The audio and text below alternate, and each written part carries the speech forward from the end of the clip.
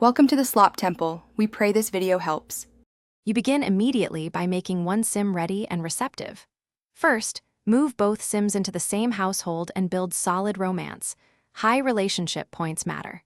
Next, remove any birth control or anti-pregnancy buffs and place them in a private lot.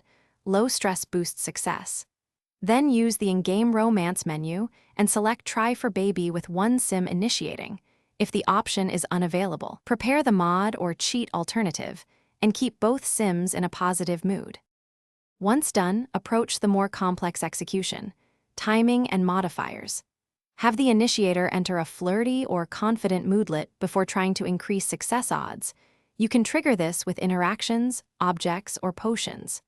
If vanilla options fail, visit a clinic or use fertility treatments, or apply a trusted mod such as MC Command Center to force pregnancy. Also make sure the interaction runs uninterrupted. Pause notifications and block other actions so the Try for Baby completes cleanly. Finish by verifying pregnancy and knowing what to do if it fails.